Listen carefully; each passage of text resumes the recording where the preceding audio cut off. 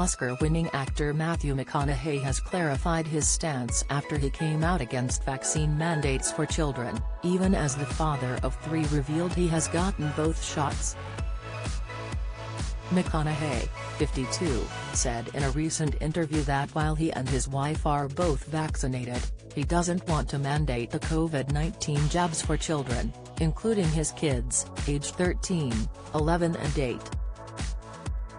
The Dallas Buyers Club actor took to Instagram on Wednesday night to clear up the misunderstanding as he wrote, "When asked my opinion on the subject of children and vaccination mandates, I stated, I couldn't mandate it for kids just yet. What was not clear is that I was referring specifically to the 5 to 11-year-old mandate." He then revealed that his eldest child with wife Camila Alves has actually received his shots.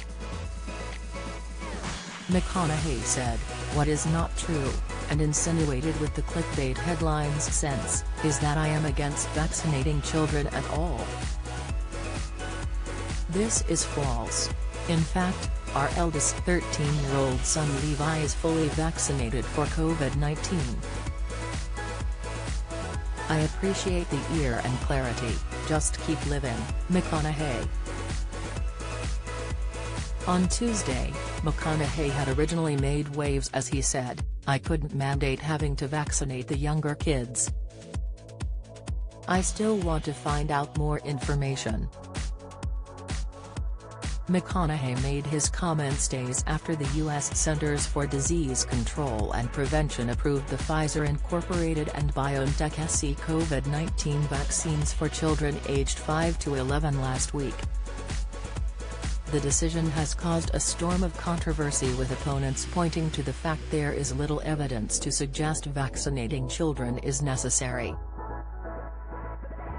Data shows COVID poses a low risk to the age group, with children accounting for less than 0.1% of virus deaths in America. The U.S. was one of the first states to officially approve jabs for the 5 to 11 age group, with most countries, including the UK, only offering vaccines to children 12 and older. YouTube privacy policy. McConaughey told writer Andrew Ross Sorkin that vaccinations should be about personal choice in an interview on Tuesday. "I'm vaccinated. My wife's vaccinated. I didn't do it because someone told me I had to. I chose to do it," he said. "Do I think that Terry's any kind of scam or conspiracy theory? Hell no. We all got to get off that narrative. There's not a conspiracy theory on the vaccines," he said. But he added that right now he won't vaccinate his 3 children against the virus. McConaughey also said his family quarantined fairly extensively during 2020 and made use of a heavy amount of tests for the virus. "I'm in a position though where I can do that, and I understand that not everyone can do that," he said. There have been 680 children under the age 18 who have died from COVID-19 during the pandemic as of November 3, according to the CDC. Many of those had underlying health issues. In McConaughey's home state, 61.9% of Texans have gotten at least 1 dose of the vaccine and 53.8% were fully vaccinated. Nationally, around 67.5% of Americans have received at least 1 dose of the vaccine. Surgeon General Vivek Murthy responded to McConaughey on CNN later on Tuesday, saying that vaccinating children was important because COVID is not harmless to them. "Many kids have died. Sadly, hundreds of children. Thousands have been hospitalized, and as a dad of a child who has been hospitalized several years ago for another illness, I would never wish upon any parent they have a child that ends up in the hospital," Murthy said. and the vaccines have shown in these trials for children 5 through 11 they are more than 90% effective in protecting our kids from symptomatic infection, and they are remarkably safe as well. CDC Director Dr. Rochelle Walensky signed off on a unanimous 14-0 vote to approve the jab for children on N, making approximately 28 million children in the U.S. eligible for the shots.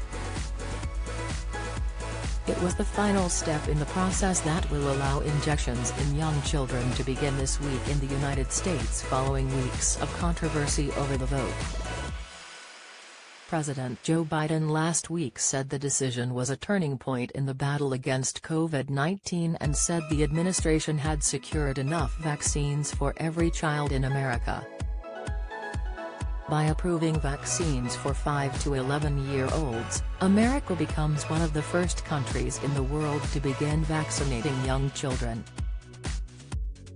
China has reportedly started rolling out its own vaccines to 3-year-old children, and Chile is vaccinating children aged 6 and older.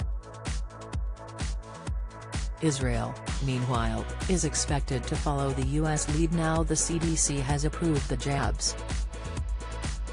However, these countries are currently the exception, with countries still weighing up the risks and benefits of the decision. Most are only vaccinating children aged 12 and upwards. In Britain, scientists have warned against officials blindly recommending the jabs to young children without weighing up the risks extremely carefully.